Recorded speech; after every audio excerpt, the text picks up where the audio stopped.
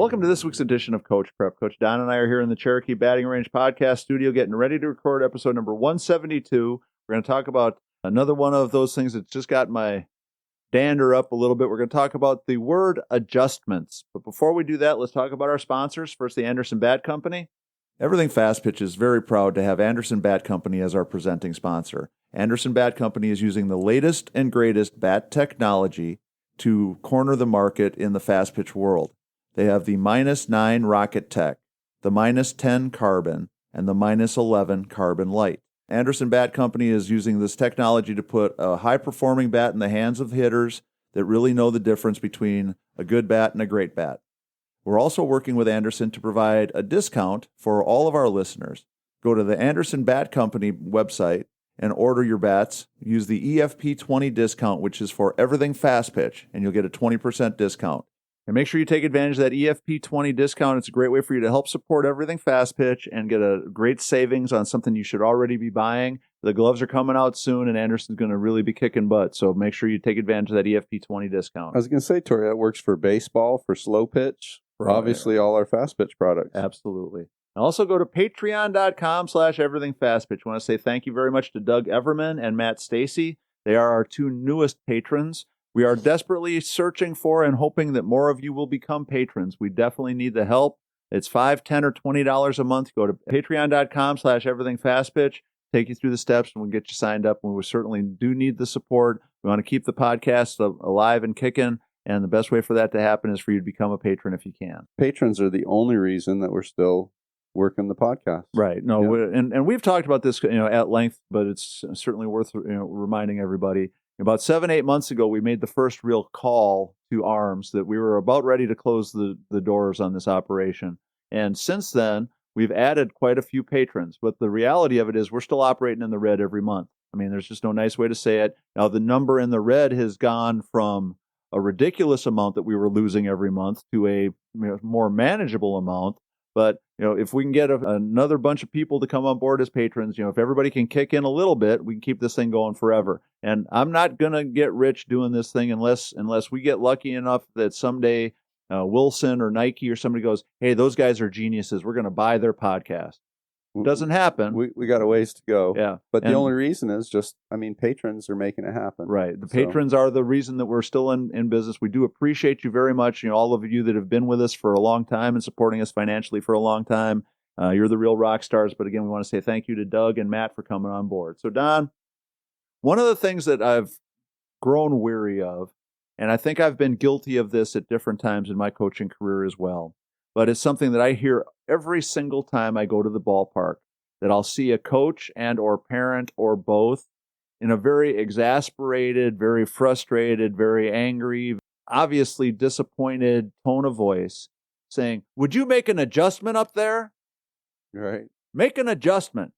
And the thing that I've always found interesting about that is that I never hear any of those people offering a specific adjustment that they think a player should incorporate. Yeah. And it's one of those things that's starting to really annoy me, is just the right way to say it, because if we're going to use words like adjustments, we need to make sure that the players we're coaching and the kids that we're talking to know what we're talking about, know when we say that what we are hoping for or want to see from them, and have some idea of a real logical line of communication that tells us that they understand what it is that we're talking about and how to do what it is that we want them to do. And here's my thought on it, Don. You can tell me if you think I'm wrong or not, because you're the nice and sweet and honey and everything's nice guy, and I'm the cynical, mean-spirited old man on the lawn. But I think a lot of coaches say things like make an adjustment with no idea what they are really talking about, what they think that player should really be doing, and what that player... But it sounds good, Tori. Right. Yeah. Don, make an adjustment. Sounds like I know what I'm doing. And what that does for me as a coach is when I say, Don, you need to make an adjustment at the plate. I've addressed it. I've addressed the situation. And I've totally taken myself off the hook for the fact that you're not getting a hit. Right. So when we talk about and we hear coaches saying things like, hey, I need to see you make some adjustments at the plate. I need to see you make an adjustment in your game. I need you to make an adjustment in your pitches. What exactly it is that we expect them to do and what kind of adjustments we're really talking about. So we spend a lot of time talking about hitting. And one of the things that, people that have been listening to these podcasts for a long time, whether it's Coach Prep or Everything Fast Pitch, know how much it aggravates me to hear constant coaching of hitters while they're getting ready to hit. The laundry list of things that we're telling kids to do on the fly with no practice, with no context on their way up to the plate. But one of the things about the idea of making adjustments that kind of goes along with that is, I think way too many of us as coaches are saying something like that because they want the pressure off of them as a coach and the pressure on the player to somehow miraculously solve whatever it is that's going on. And so hitting is the perfect example. So let's say a hitter is struggling for whatever reason during a game. So do we tell them to make an adjustment because we think that there really is something specifically that they could do in the moment that would make a difference? Or are we just saying something out of frustration because they're not hitting? So that's the first thing I wanted us to talk about. Don, which do you think it is more of? Well, you had so many. Or is it both? You had so many different pieces there. Again, we want to limit how much coaching we're doing in game time because that's their opportunity to go out there and that's like the reward for all the training they do is this time to go out there and compete. If we've got a situation where we're just constantly hitting the bottom of the ball, bottom of the ball, bottom of the ball, bottom of the ball, somebody's got a little bit of a lift to it or a rise ball or their fastball is a little quicker than we're used to. But saying, hey, fire on top, and that's something that we've trained and we've talked about and something that if I'm a parent and I've been, watching training sessions over and over and over, that would be a nice one thing to say that could be encouraging. It's like, hey, you're on it, fire on top. That would be exciting to hear, I think, as an athlete or just a little reminder. But this make an adjustment and not having anything, more specific, like you said, to share with them, I think would be something that would make them tighten up and panic, right? Yeah, well, let me give you a little role play right now. Okay. You popped up every time today. Why don't you make an adjustment? Panicking. Right. I know that I did that. Are you telling me something I didn't know? You didn't hit a single ball out of the infield today. Why don't you make an adjustment? Well, you know what? I'm really not trying very hard, obviously. Right. And the thing about the word adjustment, then here's what I think, and you touched on it with your explanation a second ago. If a player is hitting the bottom of the ball every time, sometimes the adjustment is as simple as aiming for the top of the ball. Instead of the middle. Right. Sometimes that's all it is. And if that's what we've been training to do, right. then, If a player is constantly late, sometimes it could be as simple as moving up in the box a little bit or getting your foundation set a little bit earlier in relationship to the pitch. Yep. Okay. Now, both of those are pretty easy things to incorporate, pretty easy, quote unquote, adjustments for a player to make. Sounds more encouraging. Right. But instead of received that way. Instead of screaming from the stands or screaming from the coach's box, make an adjustment. Why don't we think about pulling that kid aside and say, hey, it looks like for whatever reason you're targeting a little off today. You try to hit the top of the ball this next swing and see how that goes.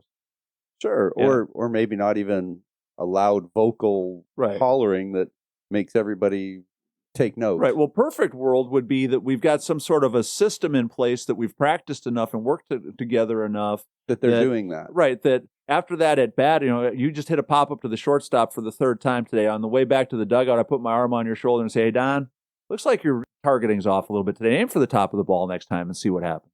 Sure. And it's just you. Yeah. And so instead of everybody in the world knowing, I'm telling you, player, make an adjustment, I'm telling you, the player, an adjustment that might actually work. And how much pressure after that holler from the stands or from the coaching box, after that hollering out of some make an adjustment statement, everybody's going to eyes on and really see if you really do it or not. Right. And that's more pressure. Right. And here's the thing that I think is, again, just so why I wanted us to talk about this today. Coach from the third base box yells, Don, make an adjustment, but doesn't give you any idea what that adjustment's supposed to be. If you hit a pop-up in the next swing, continued frustration, I told you to make an adjustment. I did. I moved up in the box. You hit a screaming line drive. That's the way to adjust. Well, did you really adjust anything, or did it was my coaching? Right. But so sometimes it's really simple things that can make a big difference, but it has to be something that we understand in the context, how we're delivering that information and what those adjustments really mean and what we expect them to do is really important. To me, it was an eye-opening experience because I think I did this, for a long time early on in my career, would say things, kind of generic catchphrase statements, thinking that players understood what I meant. I think I said something about, if you just need to make an adjustment in your next at bat, and a player looked at me and said, well, what do you mean I should adjust? What should I do differently? And like, well, what do you mean you don't know what to do? It's like I was almost like dumbfounded. It's like, well, I'm trying to hit it right on the button. I'm trying to do that stuff we work on every day, but it's just not working today. And I said, well, okay, so you're a little bit late. Try to get your front foot down earlier. What do you mean? Well, get your front foot down earlier. If you're putting your foot down when the ball's coming out of her hand right now, put your foot down when she's at 3/4 of her delivery. Would be an adjustment. And that's an adjustment that might solve everything. I'm just missing. I'm off just a tiny bit. Well, then moving a couple of feet up in the box might be the adjustment that helps you get on time just right. Throwing a good drop ball and you're missing on top. Moving up in the box so you can hit it before it breaks, or moving back in the box so they all look like balls and the pitcher's got to throw you something different. The idea of making adjustments is really not as complicated as people want it to be, but I think there's an awful lot of people throwing that word around thinking that that's the end-all, cure-all, be-all to help hitters hit better, and also that it's some sort of magic elixir that kids all understand what we mean when we just use that one word. No doubt. Again, the hollering thing, even bringing this topic up or envisioning, a coach or a parent hollering from the stands, and the feeling that the athlete gets when we do that just puts me into a panic. Just for a little history too, I used to catch. The worst thing for me was when all the attention was on me. And when a ball was coming in from the outfield and I had to holler relay or cut four or whatever it might have been, it felt like overwhelming pressure for me. And it was a panic because all eyes were on me. And whatever I said or whatever I decided was going to be evaluated by everybody as the right or wrong decision. And that was a lot of pressure. So as a coach, I know I feel a lot more comfort doing things visually than hollering. If they look down in the coaching box and you make a fist and then wave your hand above your hand, like, hey, let's fire on that top half, or point at your eyes and eyes stay. So it's just a nice, calm, quiet, comfort coaching moment where it doesn't push all the eyes onto the athlete. But yeah, that's such a panic. Yeah. Well, and one thing that I've started doing now more and more in the lessons and working with kids is trying to prepare them for this a little bit. So, we'll talk about, well, right now you're swinging great. It feels like $1 million. You're in here in this no pressure, no worry environment, and you're hitting great. Your game on Saturday, you start to feel this, or you start to experience this, or it feels like this is happening. Before you listen to all the people telling you to change your swing, try this instead. If you hit a pop-up the first time up at the plate and everybody's screaming at you to make an adjustment or mad at you because you hit a pop-up or whatever, before you try to change the way you're swinging or totally undo all this stuff that you're working so hard at, get your front foot down a little bit earlier. Move up in the box. Move a little bit further off the plate. Crowd the plate a little bit more. Snap your wrist a little bit earlier in your rise ball. Whatever, it might be. Evaluate what's going on around you. Right. And again, to give them more tools in the toolbox so that when people start throwing the high pressure environment at them, and make that high pressure environment even more pressure packed, that they already got some ideas. Well, hey, I don't feel as strong today, so I'm going to do this. I feel a little bit late today. I'm going to do this. I feel like I'm just missing the sweet spot on the ball a little bit. I'm going to do this, and start to give them some ideas of things that will work that they can use. I think is really an important thing for us to be doing from a coaching perspective. Well, and whatever a pitcher's magic is, they use it. They try and use it on everybody. They either throw really hard, they've got good movement, they've got really good location, whatever it might be. If I'm watching what they're doing to my teammates, they're probably going to try to do that to me too. Right. So if all my teammates are missing on the bottom of the ball, she's deceiving us a little bit. So instead of firing at the middle, I should be firing at the top. Right. Or I should be more patient, or I should get my foot down. If she's or move up or move back or whatever. Yeah. So I should be figuring this stuff out before they try it on me. Yeah. Wouldn't it be nice if you never had to hear the word adjustment ever again because you'd already did it before you got into the batter's box? You did it way before because all the other batters. But then nobody would have any fun yelling at me, and they wouldn't have fun yelling because that's fun for them, right? Yeah, it must be fun for somebody because there's an awful lot of it going on. Because they do it. Yeah. All right, so that's going to wrap up this week's edition of Coach Prep. As always, please make sure you support our sponsor, the Anderson Bat Company. Go to patreon.com/everythingfastpitch. Become a patron. We definitely need your help. Go to the fastpitchprep.com website. Order your Square Cuts training discs. They're $49.95 a dozen. When you get a set, and we'll get them sent to you right away. And make sure you contact us with questions, ideas, suggestions at everythingfastpitch@gmail.com or fastpitchprep@gmail.com. So for Coach Don McKinley, our producer Stan Lewis, this is Coach Torrey saying thanks for listening. We'll talk to you again next week.